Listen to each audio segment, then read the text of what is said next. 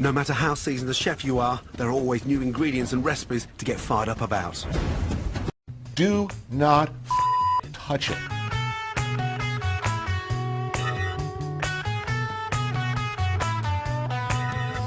And here's maybe the most overlooked feature or factor in the success or failure of a steak, particularly a thick steak, but it's true of all meat. This magical period immediately following its removal from the heat, it should rest on the board, meaning sit there at room temperature for 5 to 7 minutes, at which point stay away from it. Don't touch it. Don't poke it. Don't slice it to look inside. I'm going to find a good hot sizzling either grill or pan, get a good crust and sear on the outside. You want to finish it either in the oven or all the way on the grill.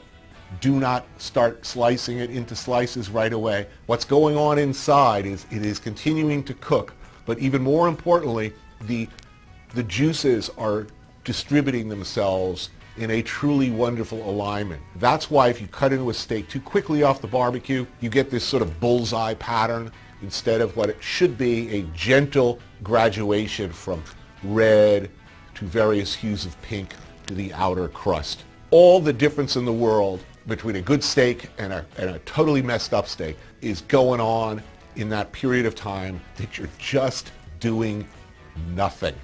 Nothing.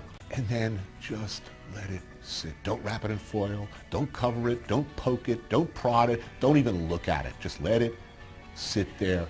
Leave it alone. Again, mature steaks.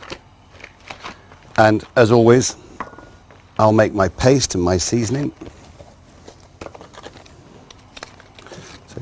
So with the beef, we'll use the beef cube. Tiny bit of olive oil in that to make that paste.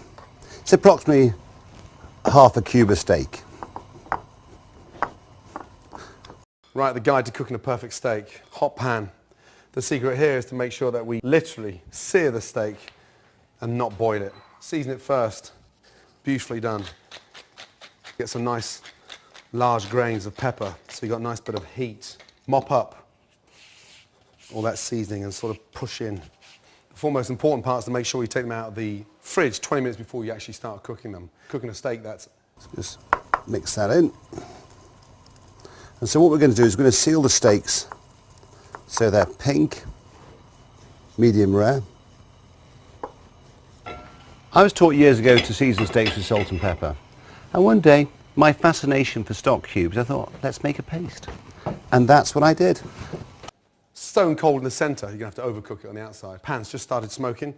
Touch of oil in, roll that round, and then just lay the steaks away, always away from you, and let the pan do the work.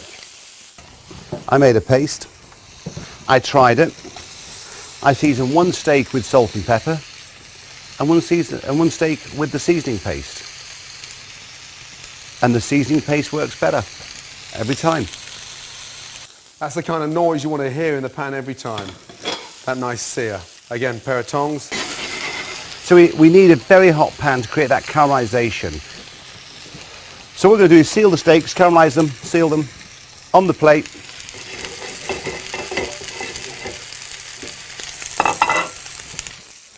Turn it over very carefully. Literally 30 seconds in the pan, you can see the colour. Beautiful. That layer of fat on the back of the sirloin, you want to render that down as well. That's it there. So hit that into the pan.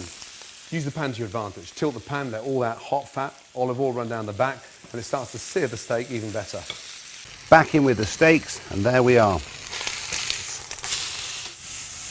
This is more a traditional. You can put a little bit of garlic in. Nice little flavour of the steaks. Doesn't need to be peeled.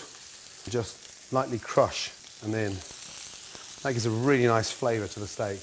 Turning every minute so you've got that nice even colour.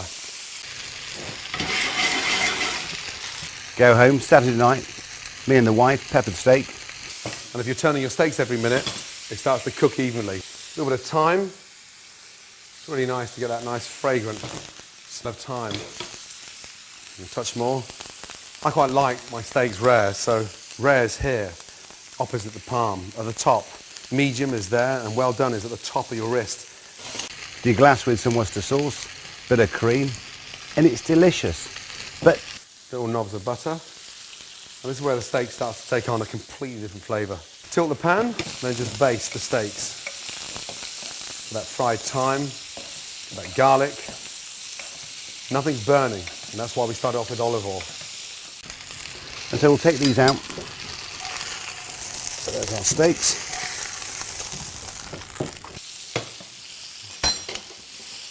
Get the garlic and sort of brush the garlic over.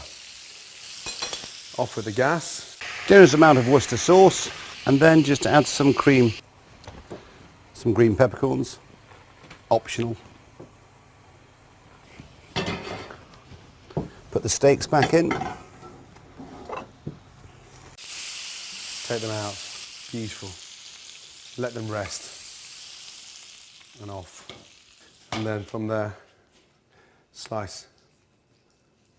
Rare, going on to medium rare. Delicious. And there's steak au poivre. There we are.